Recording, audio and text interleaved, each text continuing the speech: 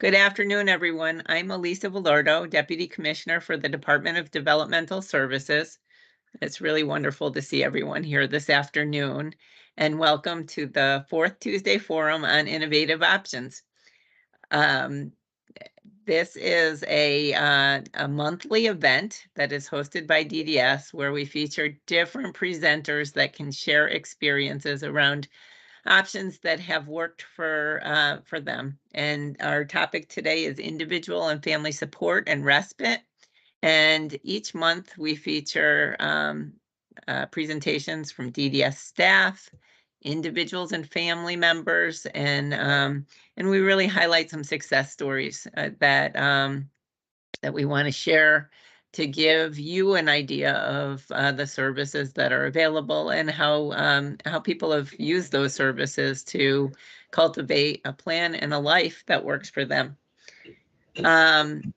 So this session is being recorded, and the recording will be available on our website. If you look at our homepage, you'll see a link to the Fourth Tuesday Forum on Innovative Options. If I could ask you to mute if you're not speaking, that would be great, just to avoid background noise. So the forum, the recording will be available on our website. If somebody wanted to participate today but just wasn't available at this time, they'll be able to go on the website and watch the recording. There are also recordings of previous forums, so if you have questions about employment services or supportive housing or assistive technology, remote supports, there's a variety of topics, and I really encourage you to go in, check out the stories, and partake in those forums. So at this point, we will get started. I would like to introduce our first speaker, Jean Stack. Welcome. Jean oversees our family grant program and is going to share a little bit of information about family grants and the impact that they may have on the lives of individuals and families. Welcome, Jean. Thank you, Deputy Commissioner. Hi, everyone. I am the Family Grant Manager for DDS. We are a centralized program. We cover the whole state. And I just wanted to give you an overview of what family grants are and go over some information. And then I know later on there'll be questions. I'm happy to answer any of those questions when the time comes. So family grant funding it's state funding awarded for the purpose of providing an individual or family supports or helping to defray expenses that are related to the individual's disability. That's kind of our procedure definition, but I'll get into more about that. So I was kind of going to go over some different things that you can use family grant funding for. There's a multitude of things. We have adaptive equipment that you can use, assistive technology. We pay for camp. Community activities, some recreation fees so that someone could get out to go do activities in the community with, say, their staff or someone else. It does not include food, though. We pay for environmental modifications, individualized home supports. We can cover medical expenses that are not covered by someone's insurance, and we would need proof of that in writing if there was something that was needed. We provide respite care. We provide funding for respite care. Just in respite care, in case anyone isn't aware, just to give family caregivers a break from the care of someone that's in our department, and just gives them time to re-energize and do the things that they need to do. So that's probably the number one thing that we give family grant funding for is respite. It's very important, I know, to families. We can also cover some therapies, again, as long as they're not covered by insurance, and we would need that information again from the insurance company showing that it wasn't covered. And then we cover transportation for some things. It's not something we cover very often, but sometimes there's situations that come up where someone needs help with paying for transportation and can't get that transportation fund somewhere else, and we might be able to help out with that. So that's kind of the list of things, and there could be other things that come up. So sometimes there's different requests that come up and we've never had before. So I do want to just talk about for some of the people that have some younger children that that are in our apartment, that we don't, part of the procedures, we don't cover what we call typical childhood activities. And what we mean is that something that a family would cover no matter whether the person had a disability or not. I'll give you an example is that we have a lot of families that want their children to learn how to swim because it's a safety thing, and we completely understand that. We just look at it as most families want their children to be able to learn that.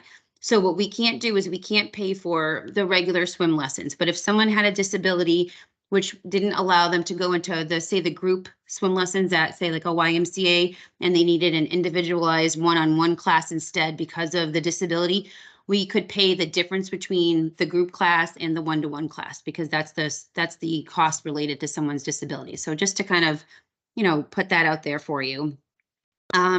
So what happens is the funding that you get for family grants is usually given, the payee, the person who receives the funding is usually a parent or guardian, but it can go directly to a company or an agency, depending on what the need is. The person who's the payee, if you happen to be the payee as a parent or guardian, will need your social security number. It's not taxable income, but we need that to get you set up in the office of the state comptroller so that you can get paid. But we don't report this to taxes, this as taxable income to anyone. We don't report it to the IRS. The person that's providing the service, say the respite, has to be at least 18 years old. They can live in the same family home, the same home as the person, but they cannot be the parent or guardian.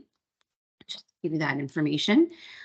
And so the way to get a family grant is that you would contact your case manager. And if you are a person who's hasn't finished school, most likely you're with the helpline, and you would contact your regional helpline. And I can give those numbers. I can put those in the chat later if someone needs those. So the case manager takes on all the information and fills out the request form and sends it into my department.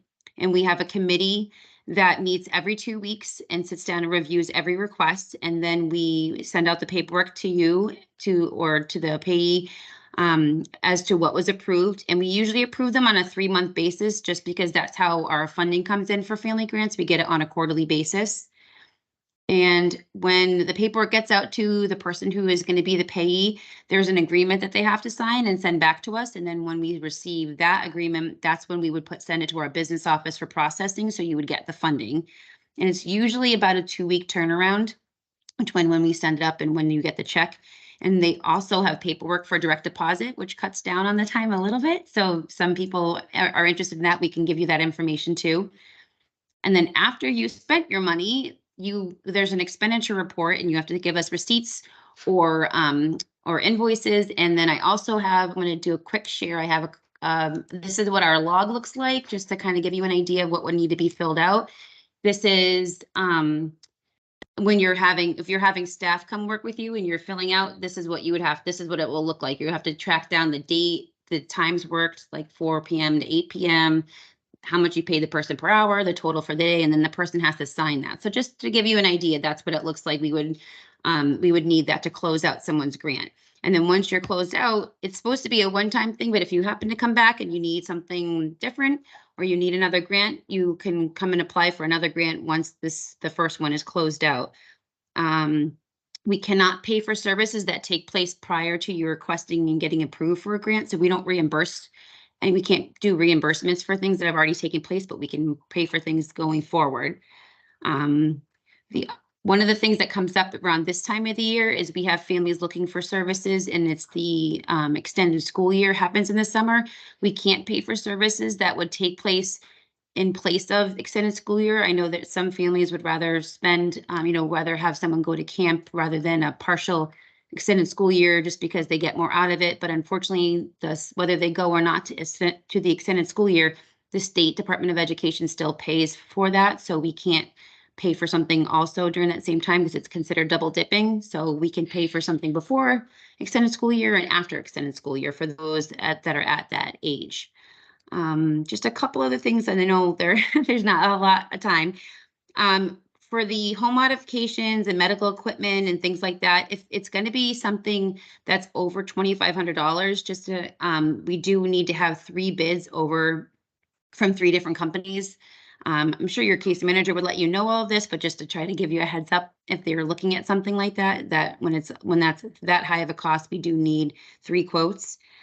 And we have sometimes where, let's say somebody gets a respite and they're having a really hard time finding a staff. And so they have this funding and they want to be able to use it, but they're having a hard time. Sometimes they'll contact us for what we call a change of use. And they might say, you know, I can't find the staff, but I found this therapeutic horseback riding program that my son really wants to participate in. Can I use, you know, $300 of my respite money towards that instead? And once they've asked that question and they've received approval, then you can go ahead and use that money for something different if need be.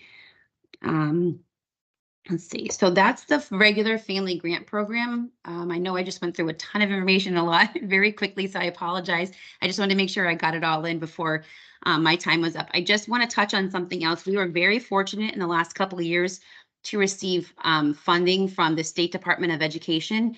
And it's been really great for anybody that has been redetermined eligible for DDS, which usually means they're about 8 years old. We've received their testing, they've been redetermined eligible, up to about 22 when they're still considered under the LEA.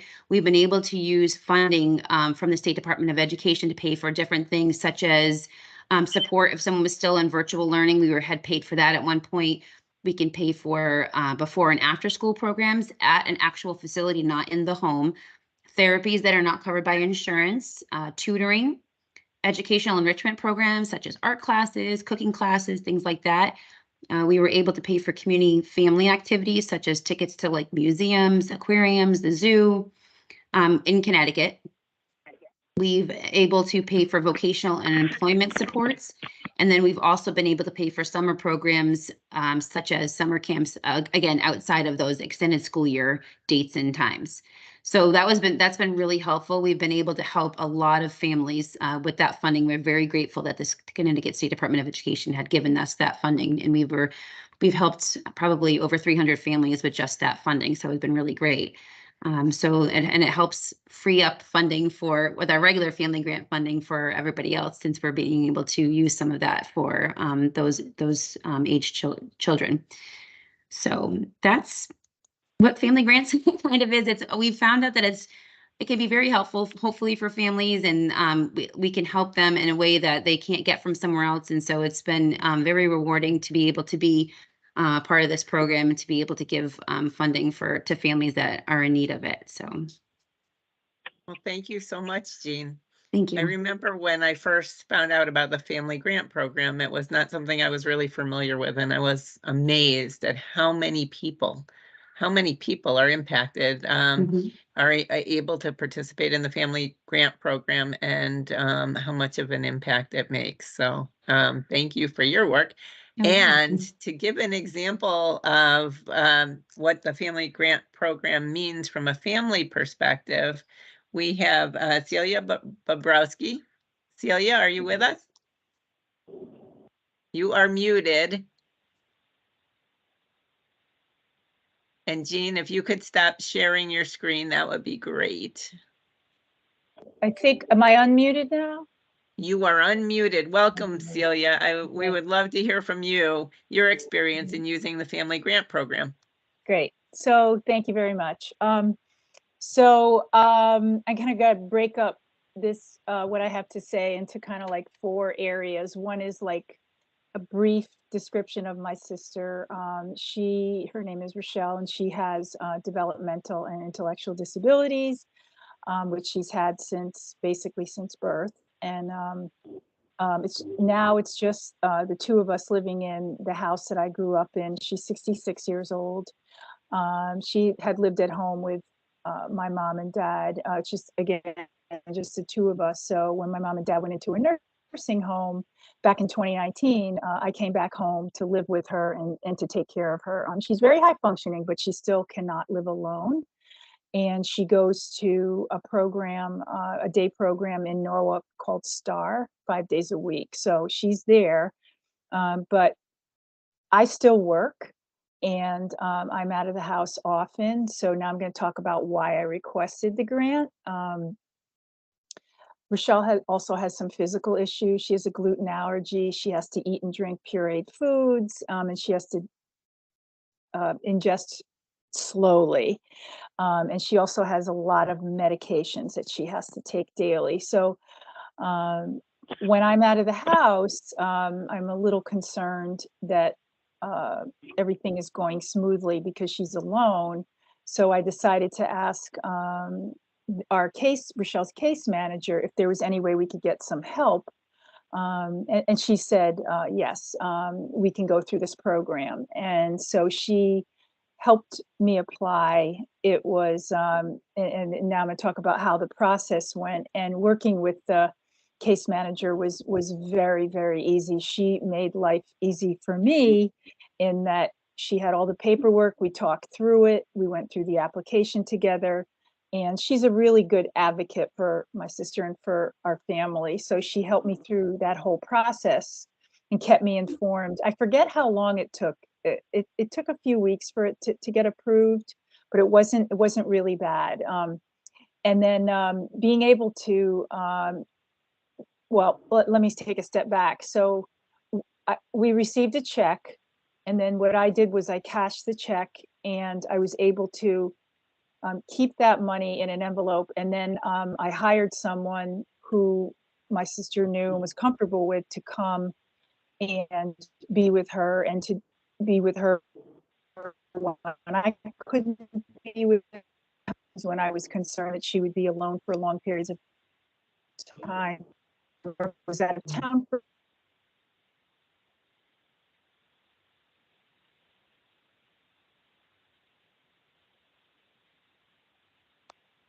like I said, my sister's high functioning. At times, people forget, or being alone a lot can sometimes just not be good for somebody. So I kept that log. That log looked very, very familiar, and it was an extremely easy process. And I was able to literally take the money out of the envelope and give it to the person who came. That person signed her name on the log, and that's how I kept track. And then when the log was filled, I'd start a new page, and then at the end of all of this, I sent all the logs in to the state, and it was everything was looked through and accepted. And so I'm just going to talk about briefly the difference that it made. So a lot of this came during COVID. And my sister had been used to going to her day program for years and years, like almost 40 years. So all of a sudden for her to be home was challenging. So 24/7, day after day in the house. And because of all her comorbidities, I was afraid to take her places. So she basically was homebound. Well, what this program did was it allowed me to buy her like a laptop, and she was set up on Zoom sessions with Star that had 5 days a week, dancing, music, art, all kinds of things that they could do online basically throughout the day. And it was absolutely a lifesaver for her. Exercise programs, it was again, it was a lifesaver. And I was allowed to use some of the funding for this program to buy her that laptop. And it was, like I said, it was a lifesaver. They were very open to it. They wanted to help. The state wanted to help and make my sister's life easy. And I felt that all along. So I, again, am very thankful for the program. So a family friend who knows both of us was the person who ended up being a companion for Rochelle, who trusted her. And then again, she helped with meals, with whenever my sister had an appointment, if I was out, transportation, and she attended special programs with her that, again, masked up during COVID. I was, very careful, but she basically would have sat home by herself if it wasn't for this program. And so I just, again, I'm so thankful to the state, and I encourage anyone, once you understand what it takes, it's a simple process. You do have to follow the rules, but it's not brain surgery. And I found it to be one of the best programs that I've worked with, again, through my sister's case manager and with the state, I felt like they truly wanted to make life easy for us, and I highly recommend it to people. Thank you so much, Celia. You gave a great example because as things happen and as circumstances change, how you use the family grant program differently. That was a really great example of the flexibility of the program. Thank you so much. My I'm pleasure. glad that it worked for you Yeah, it was wonderful. Thank and you. for your sister. Thank you. All right, I wanted to mention, if people have questions, we will hold questions until the end. You can put them in the chat, and we want to make sure we get through all of our presentations. So if you do have questions or comments, I already saw that there's some activity in the chat. Feel free to note that in the chat, and then after the presentations, we will get to questions.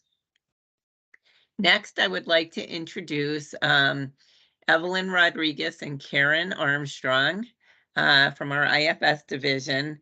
Evelyn and Karen are behavioral health clinical supervisors, and they're going to talk a little bit about respite, one form of respite, our DDS Respite Centers, and also a little bit about enhanced family support. So welcome, Karen and Evelyn. Well, thank you so much for having us. We put together this brief agenda. We're going to do our best to quickly go through these pieces. We are going to talk about two programs. One is respite, and the second is the enhanced family support. Go take a picture of the tank. Okay, yeah. He's getting ready to get the documents all done, so yeah. You're good now, Evelyn. Okay. All right. So the first, so the agenda is we're going to talk a little bit about the respite centers.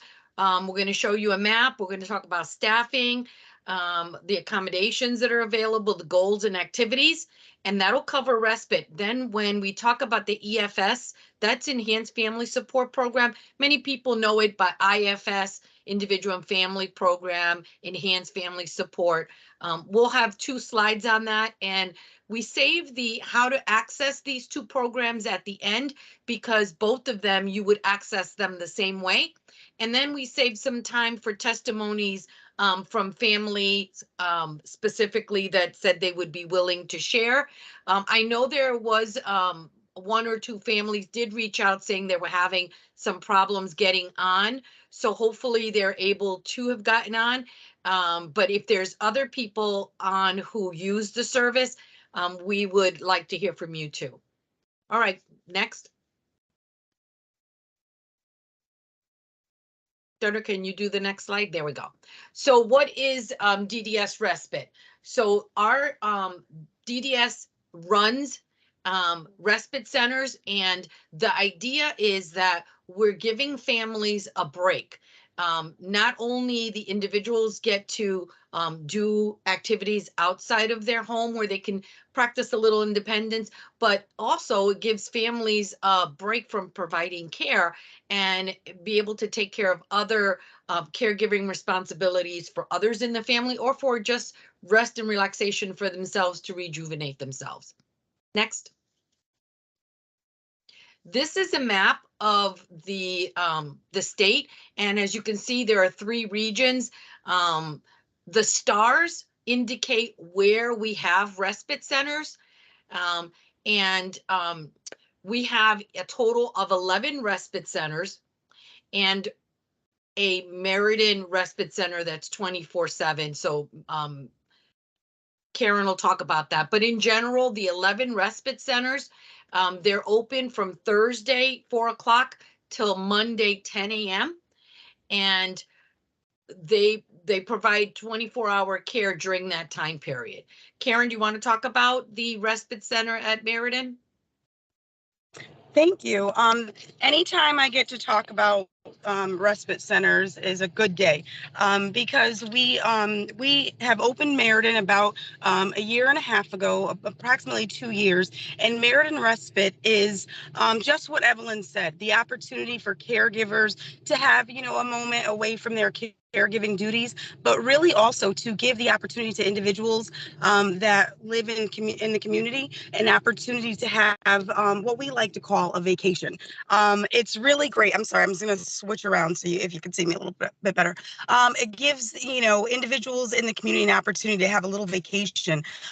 We do fun activities. What sets Meriden Respite apart from the other respites is Meriden is 24/7, and we also have 24-hour nursing. So there are individuals in the community with complex medical needs. We are able to meet those needs, and we've been happy and proud that we're able to do that. Families come on a Monday and they leave anytime about Sunday evening, and then we prepare for the next week. The other thing that's a little bit different about Meriden Respite is we do have one bed that is reserved for what we like to call an urgent stay. An urgent stay is a little bit different from the other respites in that if we have a caregiver that possibly goes into the hospital, caregivers that may, you know, have a surgery that's planned and they may need to recuperate for a couple of weeks and are unable to provide that caregiving responsibilities, we're able to save that one bed for those urgent issues.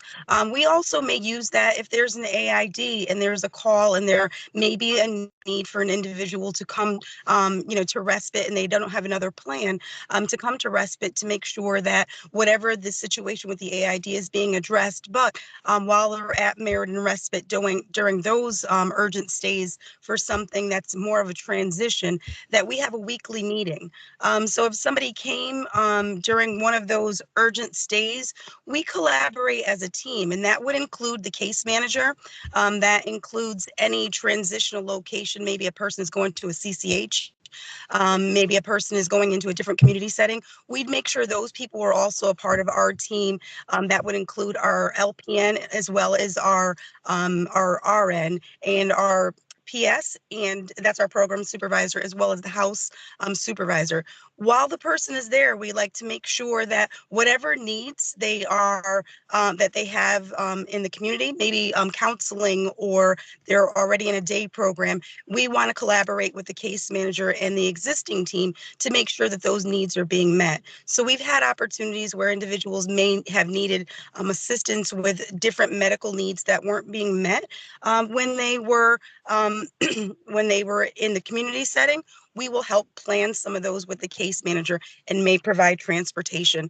But the goal always is for that urgent stay, that there is a discharge plan and that we're working collaboratively for it. The referral process for, you know, an urgent stay is also through the case manager, and we collaborate with regions. I'm not sure if I did mention, Meriden Respite also is an option statewide.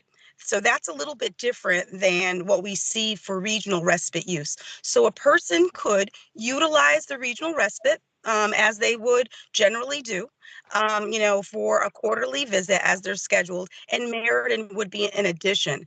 So anyone can come from any different region to visit Meriden for a scheduled stay, and we also are able to have availability for that urgent stay for statewide as well. So I'm sure there'll be a couple of questions later, but there is a case manager on the call and an individual who was able to participate in our services at Meriden, and I'm happy to see them on the call today. And if I'll be on the call if you have any questions. Thank you. All right, next slide.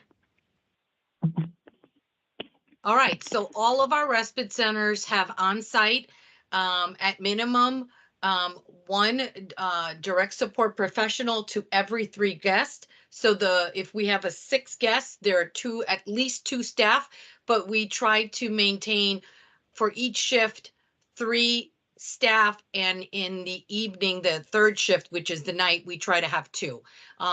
Some of our sites have licensed practical nurses, LPNs, and every site has a supervisor. Off-site, meaning people that support the respite but are not there, is a program supervisor, clinical nurse coordinator, and then behavioral health clinical supervisor. Next slide. All right, so these are two pictures of some of our respite centers. The first picture is where it's a single room. The second picture is for double occupancy. Not every center has a single bedroom occupancy, but we try to accommodate that as possible. Wheelchair accessibility, most sites are, and also most sites have a wheelchair van accessible to them for outings. Next slide. The goals, we really have two major goals. It's to increase community skills and access. That means we want the guests, we call our people guests when they come to the respite center, because we know this is their vacation. So it's kind of our guest to the home. We want them to get out into the community to see and participate in things that are going on. And some of it is life skill teaching too. How do you access and what's available? The second part is maintaining and improving their health and safety. We want to teach them all about how to be safe in the community, hands-on, as they are engaging in various activities. Next slide, please. These are some pictures of some things that do happen at respite. There are games that people can do individually. There are activities that they could do in a small one-on-one. There's arts and crafts. There's cooking. We try to integrate everyone into the cooking activities so that they can learn something and go home and show that, hey, look, this is a skill that I do have, you know, mom and dad, I can do this. Next slide. We also engage in community activities such as shopping, bowling, going to various community activities, country fairs. This particular picture shows that we went to the Pez candy factory, so they really enjoyed that. Next. And then the one last thing about the activities, when we plan the activities for each home, it's incorporated with the individuals. So on a Thursday when they check in, they have a meeting with the individuals that are there, and they plan what the weekend is going to be, what day they're going to go out to eat, where they're going to go out to eat, what activities they want to do. And as we know, any group together, they don't all want to do the same thing. So we try to accommodate as many of the various activities. So if there's 3 people that want to go on an outing, they go on the outing. The other 3 can do something in the home of their choosing. So that's the respite center in a nutshell. I'm going to quickly go over the Enhanced Family Support Program. It's also known as IFS. And the reason we're doing them both like this, talking about both, is because we oversee both the behavioral health clinical supervisors for each region. So I oversee both of these programs in the West. And the description for both respite and the Enhanced Family Support Program is statewide. So we collaborated to put this presentation together, so it's not any different at any of the other regions. The Enhanced Family Support Program, what we do in that program, we have 22 staff in each region that go to the individual's home and work with them. They pick them up at the home. So it's different than respite. Respite, the families bring the individuals to our facility. In the Enhanced Family Support, the family support worker or the direct support worker is assigned a person, and they go to the home, they meet the family, they come up with a plan, and they work together on what the services are going to be. The 3 goals they're similar to what respite is, except that this is more individualized. It's to maintain and improve health and safety, increase community skills and access, and accessing community resources and entitlement. So they can live and love and play in the community that they live in, so that they could aspire to do what they want to do with their lives. Next slide. And here is a listing of most of what we provide. We provide life skills.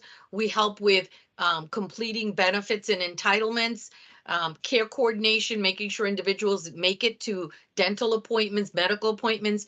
We also provide the transportation as needed. We also support them to utilize the community resources. So for example, instead of us picking them up and bringing them to their medical appointment, we help them learn how to take the bus to get to their medical appointment. We help them learn how to call for a med cab to get those services going. We provide them activities in the community. How do you complete a resume? Where do you go apply? Recreation, they might want to learn about being on a team. We'll help them with that. They might want to learn how to go to the gym to work out. So we'll provide them with all those. And when it comes to respite, we do in-home respite. So let's say the family wants to go to a big box store where it's very noisy and active, and they would like someone to stay home with the person. We will do that. We'll have a family support worker stay with the person in the home and do something fun while the family goes out for a couple of hours. The virtual supports during the pandemic, we had to really restructure how we're going to continue to provide supports. So we started providing virtual support groups and individual support groups using Teams and Zoom and those things that people were comfortable with. We also at times do wellness checks. We might get a call from a case manager that says, hey, this person lives by themselves and we really need someone to go check on them. We will then send someone over, one or two staff over to go do a check.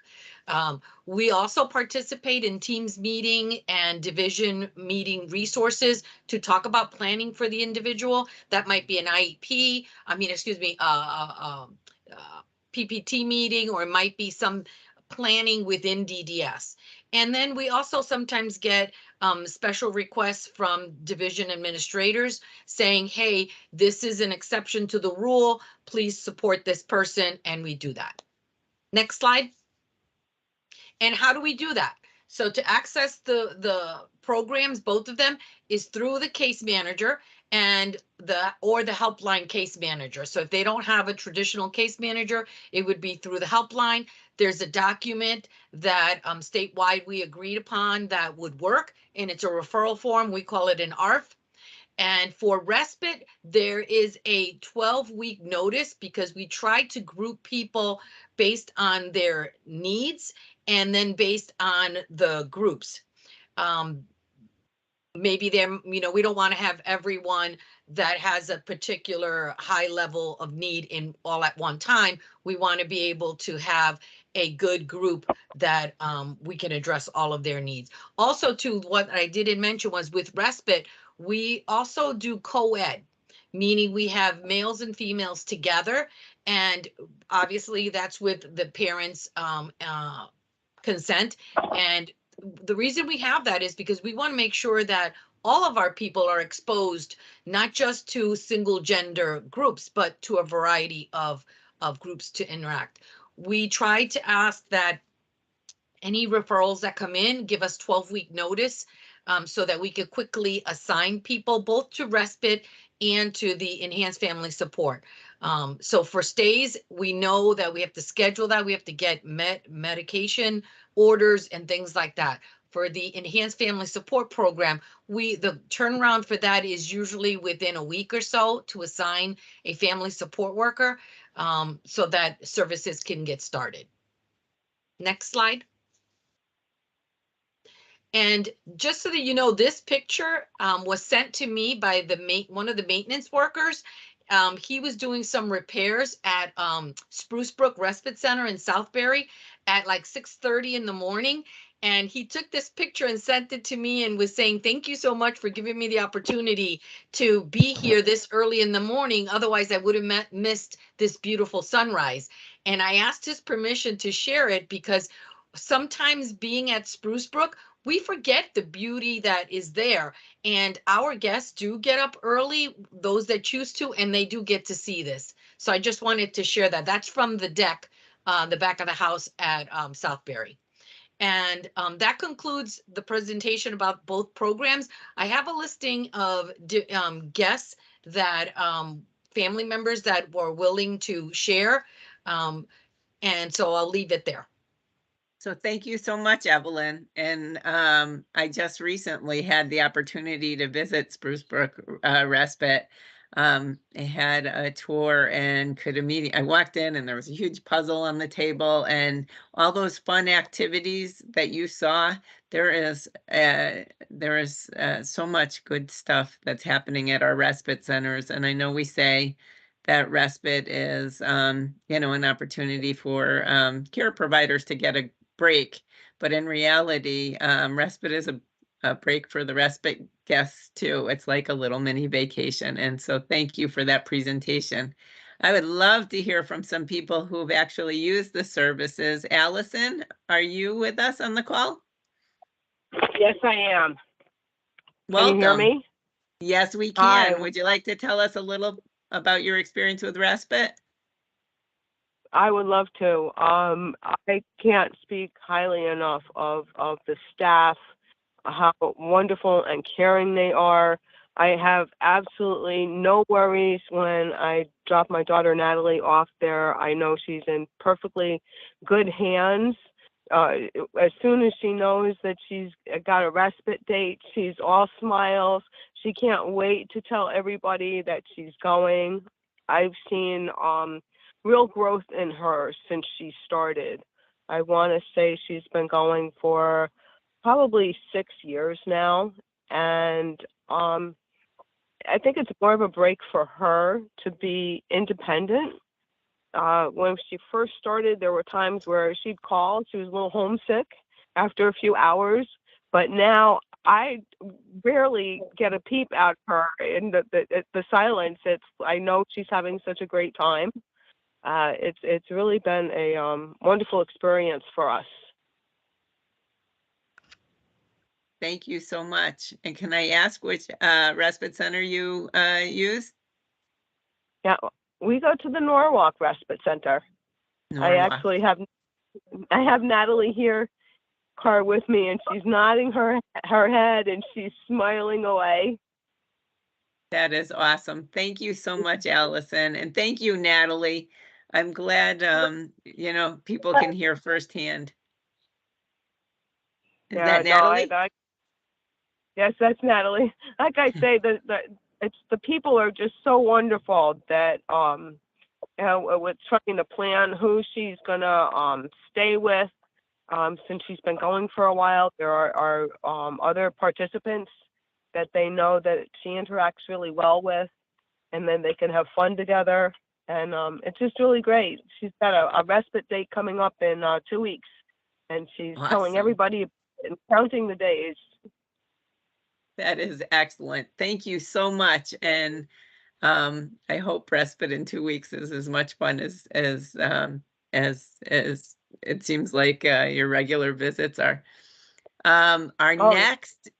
Oh, I'm going to introduce our next, another participant that has utilized the respite centers. Renee, are you on the call? Yes, I am. Can you hear me? We can hear you. Welcome. Thank you. Yeah, thank you so much for this opportunity to share our experience. I was nodding my head as this previous family shared their experiences with their special needs family member. So I'm just going to start with a brief description of my family. My husband and I we're both in our 60s, and we have 3 adult children and 1 grandchild.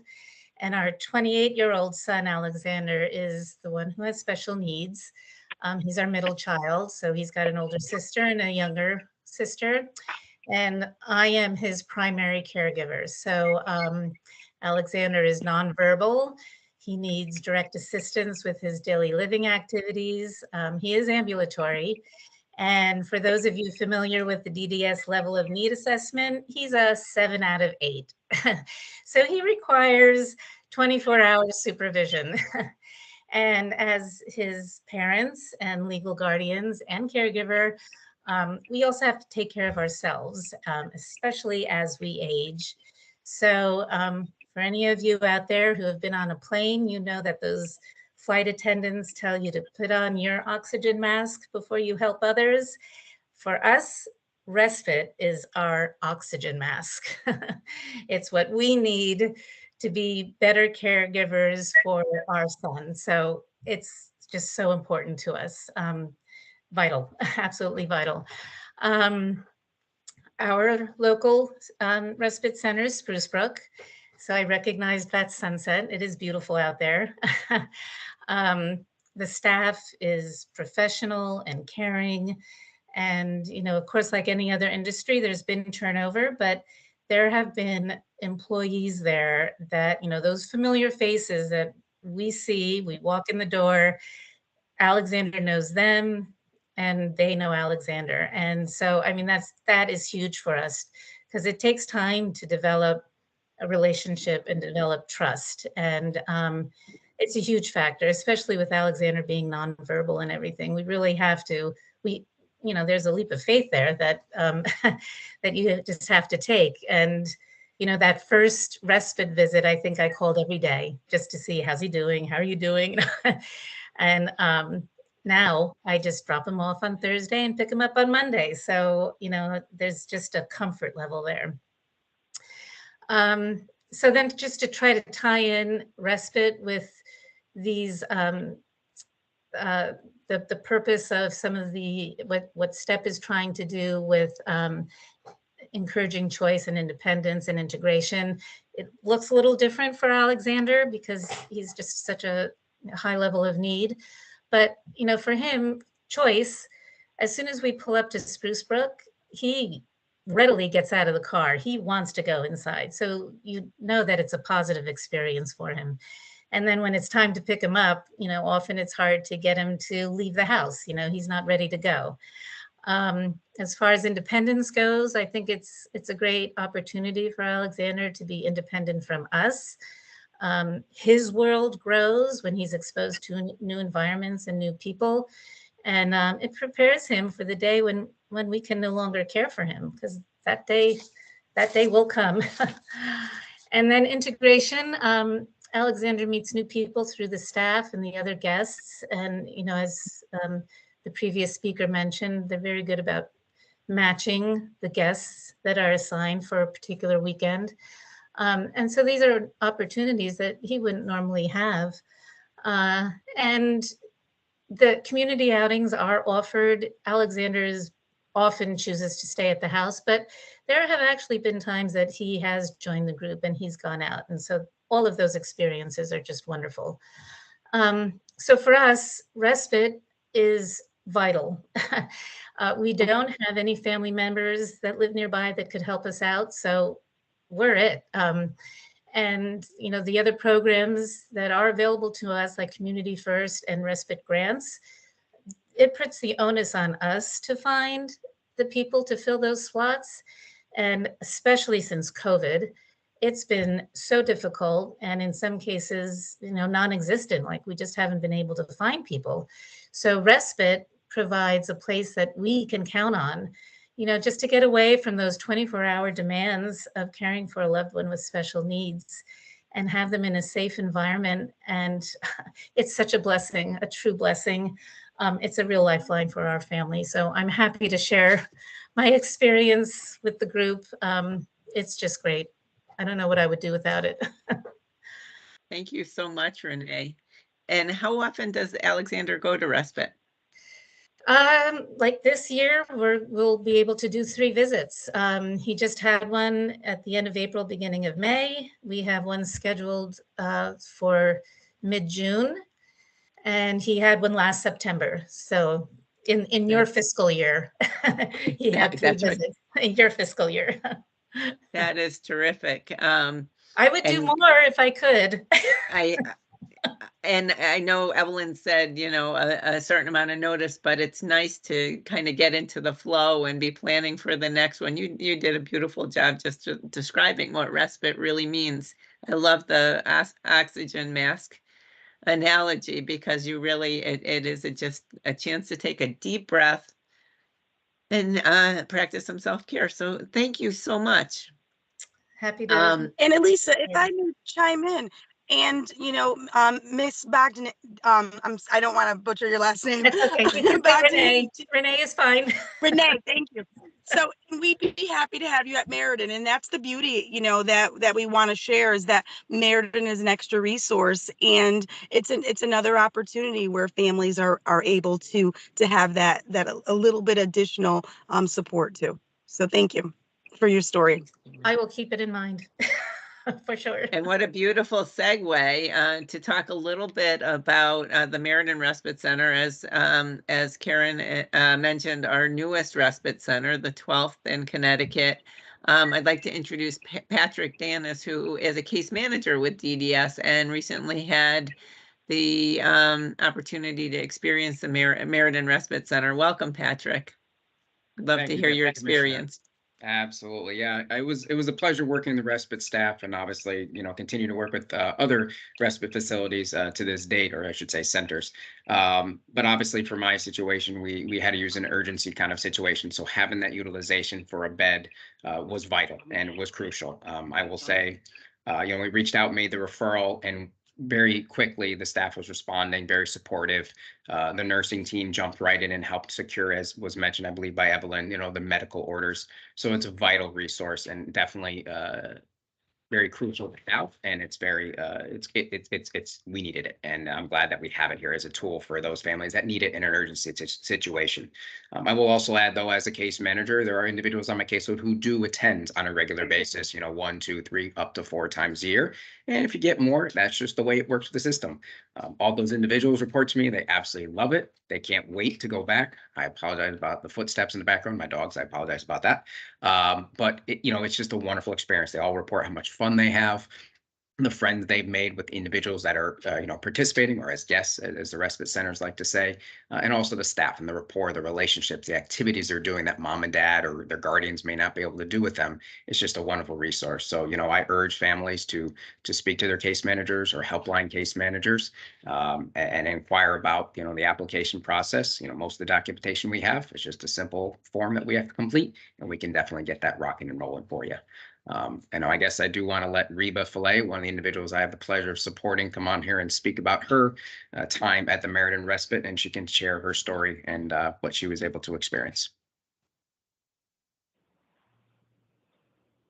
Hi there, Reba. Are you here with us?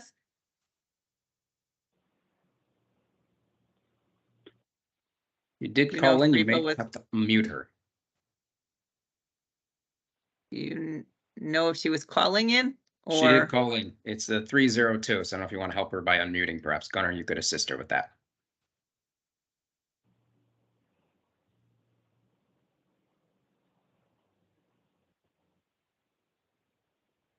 Reba, are you able to hear us okay? You should be off mute. Hello, Reba, are you there?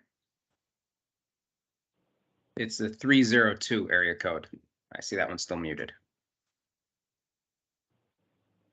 Okay, I'm going to stop sharing my screen for a brief minute here.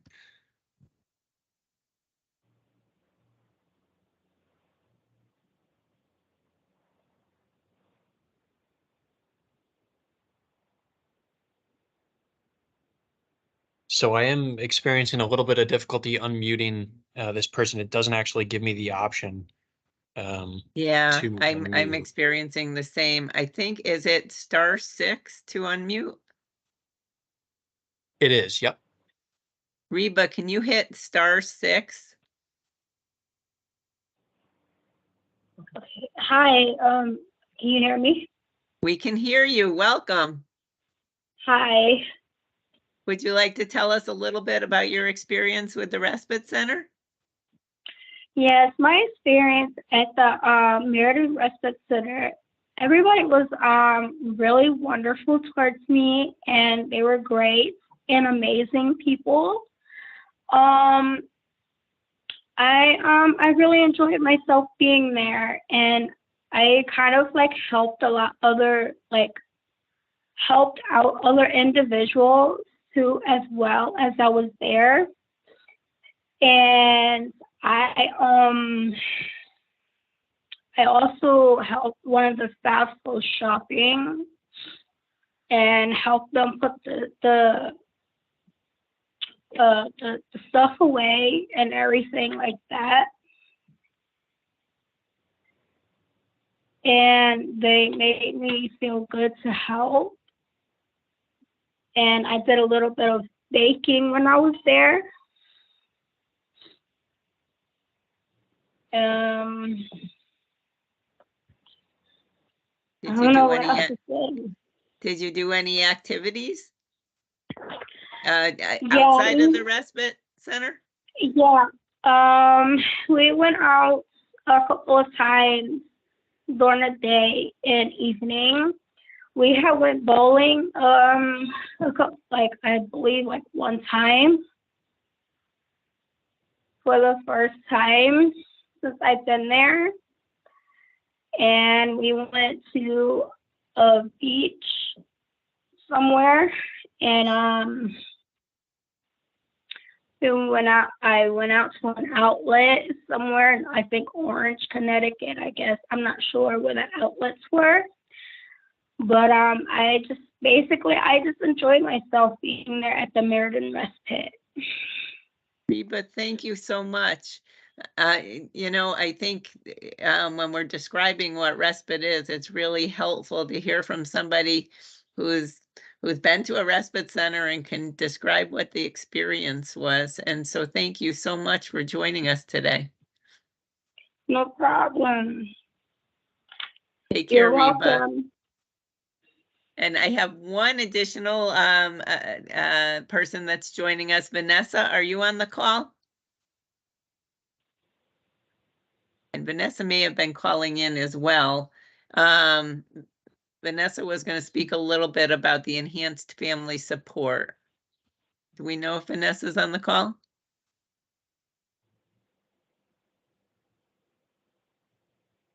All right. Hi, she was supposed to come in. I do not see her number up here. I've been trying to reach her. I don't see her. Okay.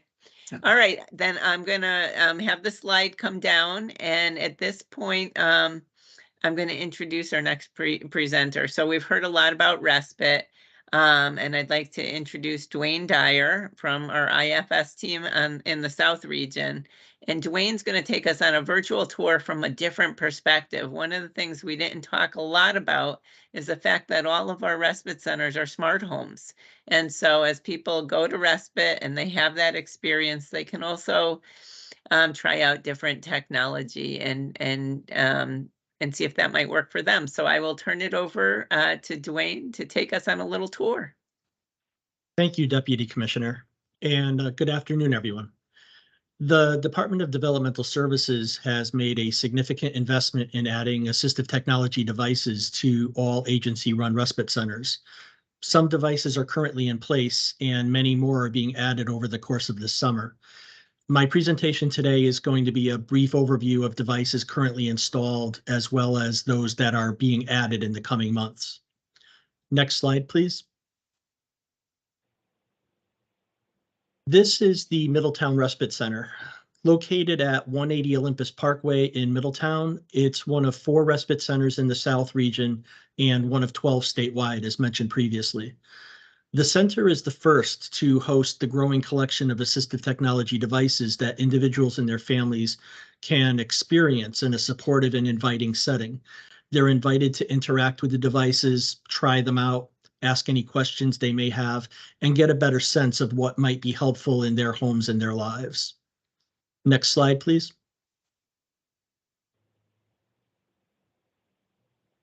Respite center exteriors are outfitted with ring floodlights and ring doorbells.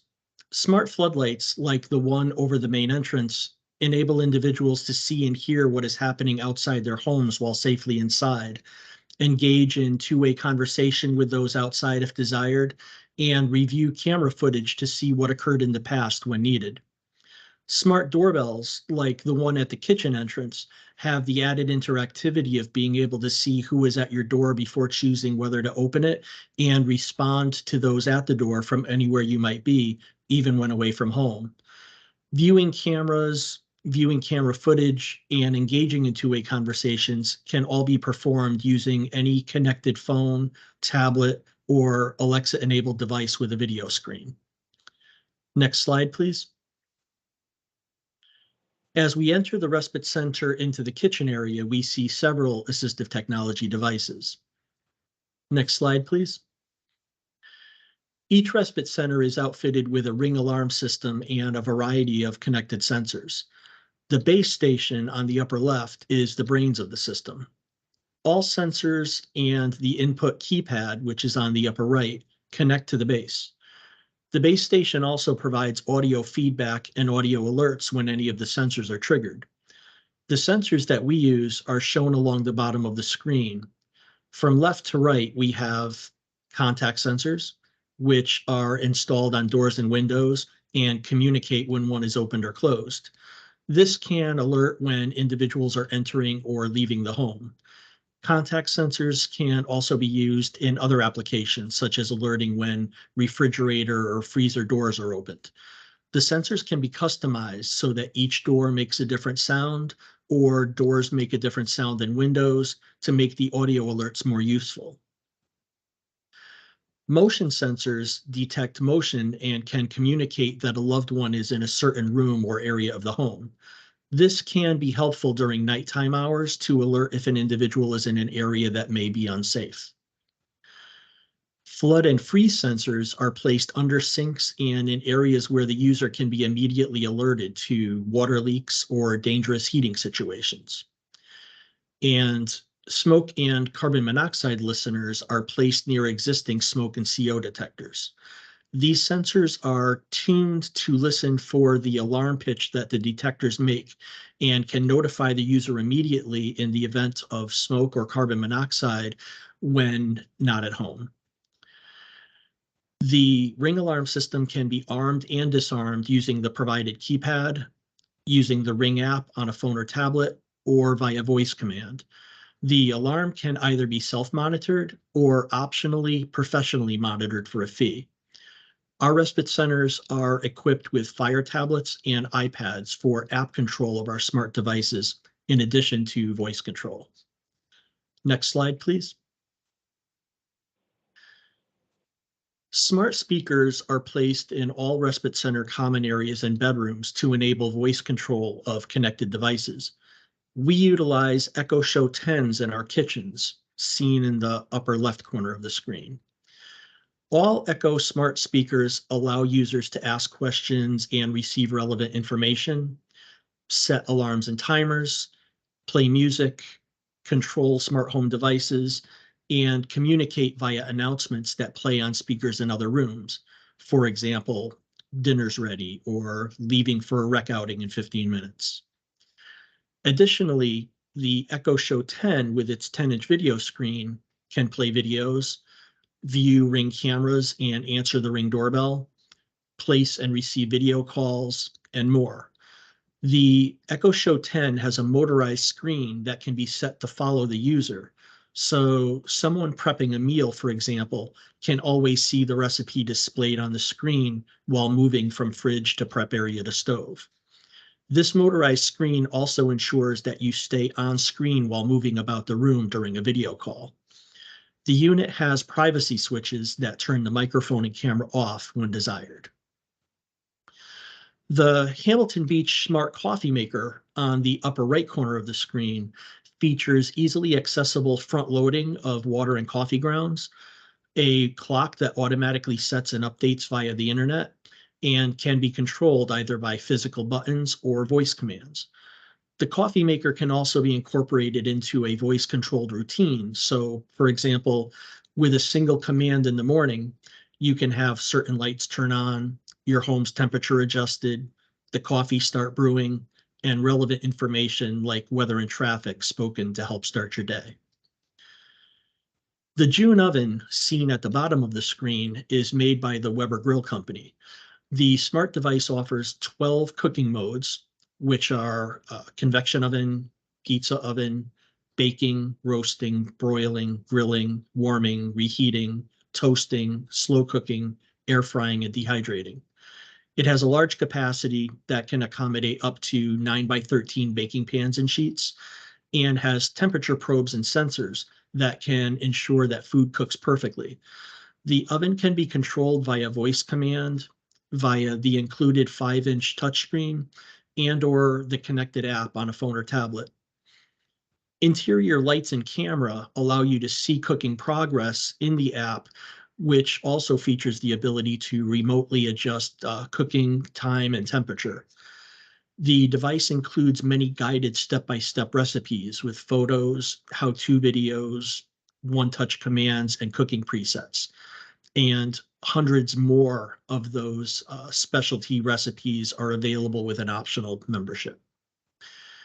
Next slide, please.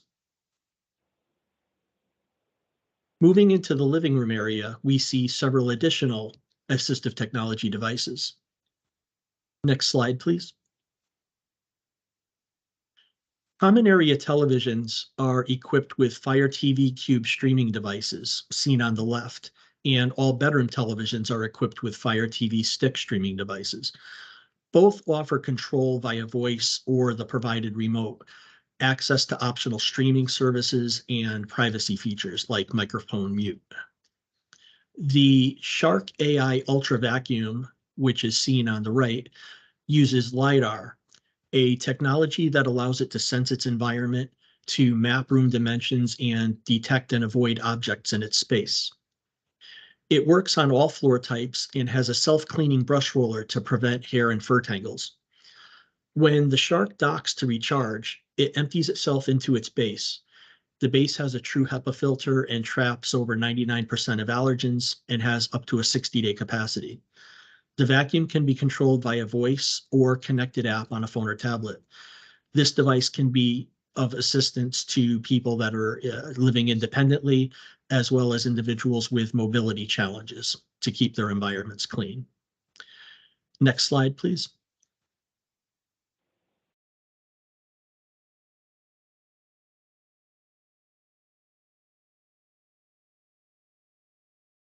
When you accidentally.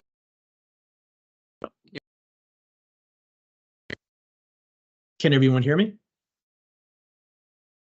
We can now, can. yes, Dawn. Yes. Okay.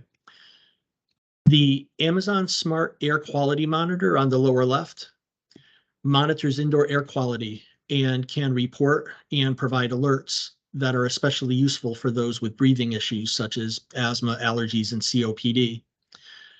The unit measures 5 different air quality metrics. Its front-facing indicator light shines green for good air quality, yellow for fair, or red for poor.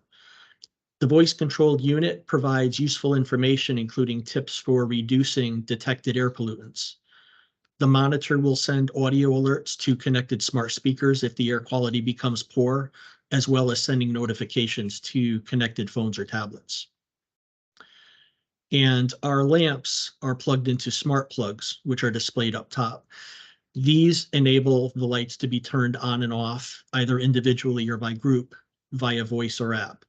These smart plugs can be used to control lamps or any other simple on-off device, such as lights, fans, heaters, dehumidifiers, and the like. These smart devices can be programmed to automatically turn on or off at desired times, such as dusk and sunrise, or to randomly turn on and off when away to make your home appear occupied. Next slide, please. Each respite center bedroom is outfitted with several assistive technology devices as well. Next slide, please.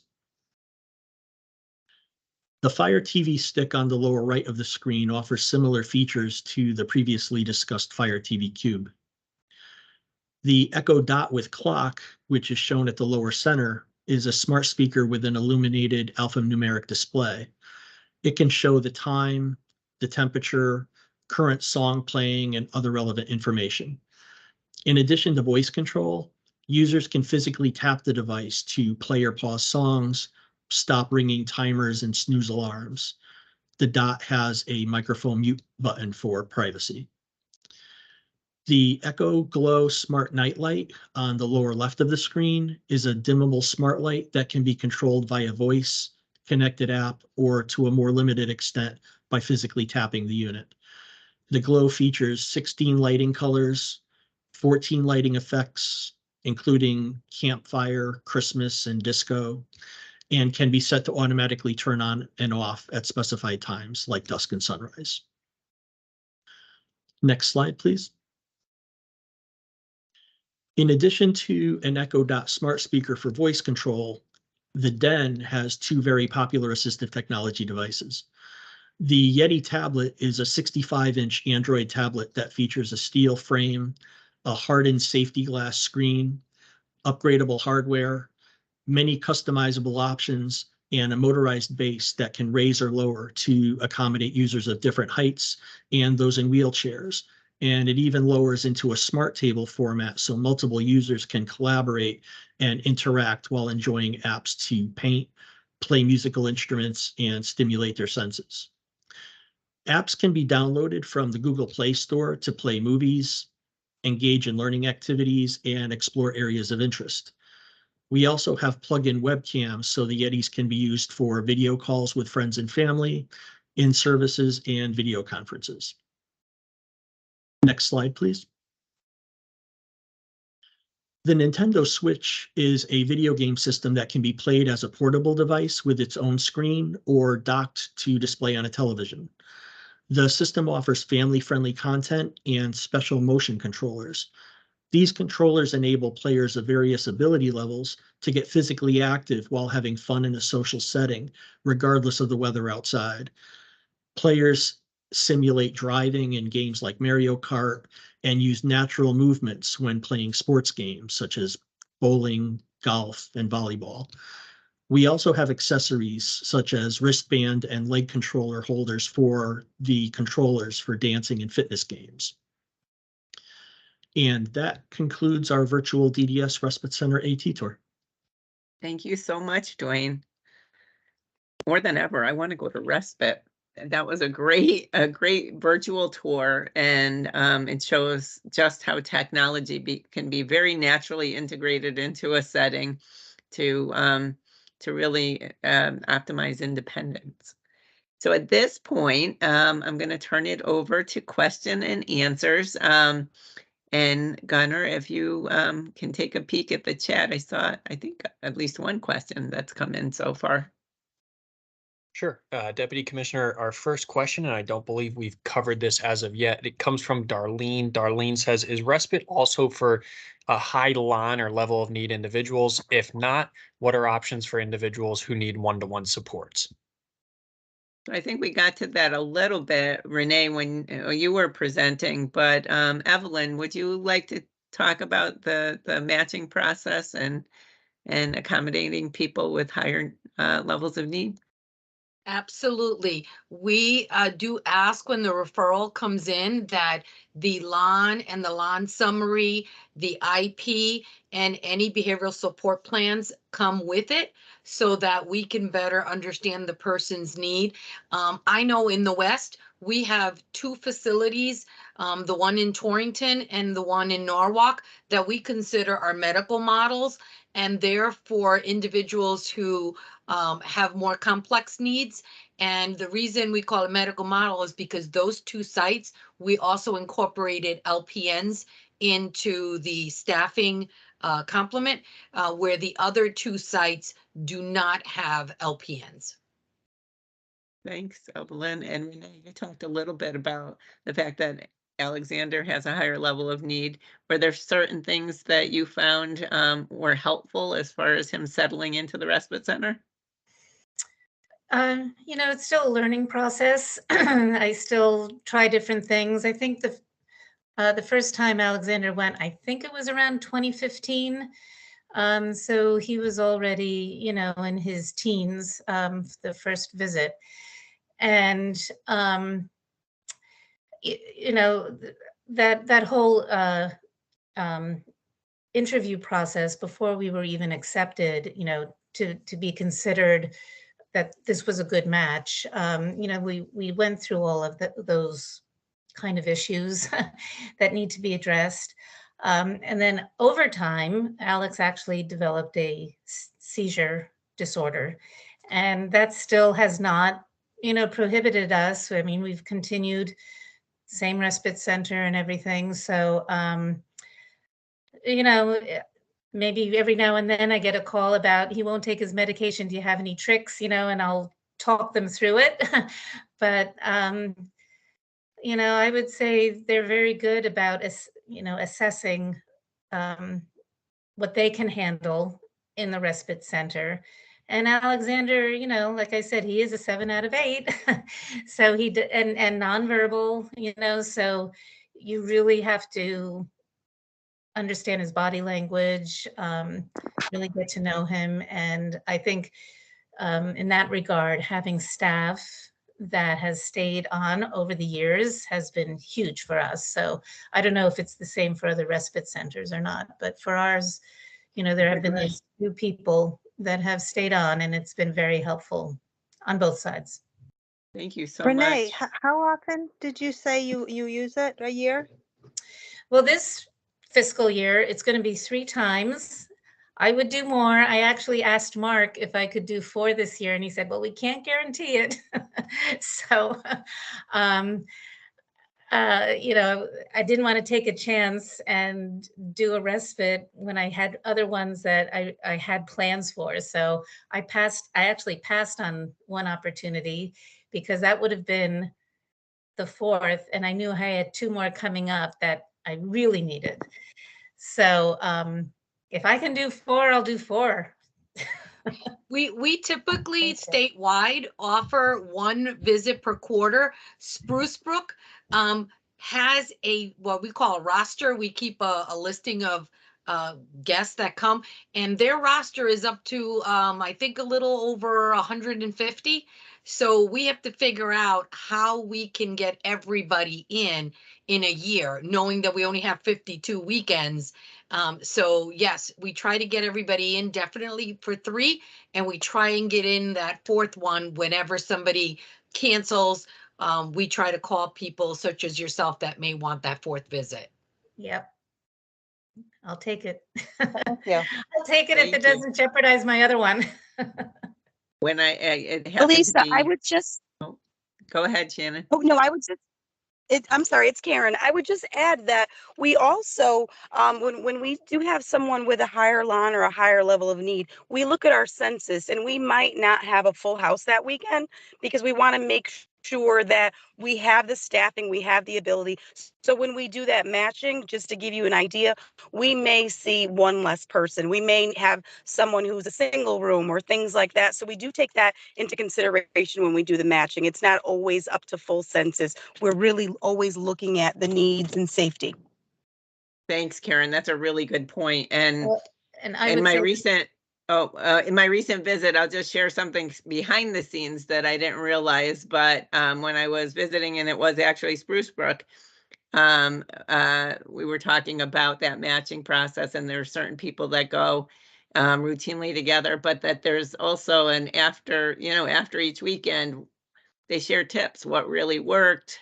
This was good, so that each time the next visit, it's that much better. This was an activity that this person liked. And I thought that that is a really nice way to make sure that the experience works for everyone. Sorry, Renee. Oh, no, I was just going to chime in that that's true because something my son needs, he has to be alone in his room. So even though he's in a room with 2 beds, he has to be alone, for his sake, for the roommate's sake. So, yes, I understand that the house isn't always full. Thank you. All right, so I see we have a hand up. Teresa, if you'd like to come off mute. It's not allowing me. We can hear you. We can hear you. Oh, God. Okay. All right. Yay. Sorry, but I just wanted to speak to the Putnam Respite, and I do have an individual that is a Law 8, and that's because of behavioral needs. And he's somebody new on my caseload. He's a recent grad, and how much they had worked to get 1 visit in for him, and building on his trust there. he needs a lot of behavioral support, and they were not afraid to take him on and support him. And he had one successful visit, and we're looking for an overnight now. But they were just so willing to take the time and work with him and the family and make sure that we were all comfortable before he went there that day. And that included nursing, behaviorist, team meetings, and he made a one-day respite, and now we're looking for an overnight. So the teams work very well together to make that happen for the individuals, and it's beautiful. So I just wanted to say that. And Putnam is available. Putnam is It's a available. gem. It's a gem. I'm sure that there are some beautiful sunrises in Putnam too. It's a little off the beaten path, and so it has a little bit more availability, but another beautiful setting. Each of the respite centers has its own kind of feel and personality, but they're all home. You know, you walk into each of them and you're in a home, which is beautiful. Connor, do we have any other questions? We do have one more in the chat, Deputy Commissioner. It comes from Willie Mobley, who wants to know, what is the process for an agency to become a respite provider? Hi, Willie. I can answer that. I would recommend that you reach out to your resource manager and talk about what you're, just have a discussion about what you're able to offer, and that would probably be your best resource in terms of identifying how best you can provide respite as an agency. So All that right. appears to be it, Deputy Commissioner. We do have Renee, you have your hand up? Yes, I didn't want to hog the the airtime, but I was a little late in joining, so I don't know if you discussed this in the beginning, but does the staff rotate through the different respite centers, or do they stay assigned to each location? I can answer that unless you want to, Evelyn. No, well, I can answer that in this way, that we what we've done since I came on board to the respite centers, because we want to make sure that we're supporting the staff and families who want to use a different center. What we've done in the West region, yes, typically that's their home base and that's where they stay. In the West, one of the things that we've done is we have sister respite centers. So for example, the Spruce Brook Respite Center, although it's in Southbury, it is what we call a sister to the Torrington. So the staff, they share information, they talk to each other. If a family feels that they need a more medical model for a temporary period, they would then go to Torrington because we share information. Same thing with the Trumbull site, White Plains Road, and the Norwalk LFC. Those two centers are called sisters, and the staff know each other, they support each other, and the supervisors also cross over and support each other when one or the other is on vacation. So we have sister sites that if overtime is needed, let's say we have an individual that might have higher need of care, and one of the sister respite center has a low census for that weekend, they most certainly would go to the other center and help support them.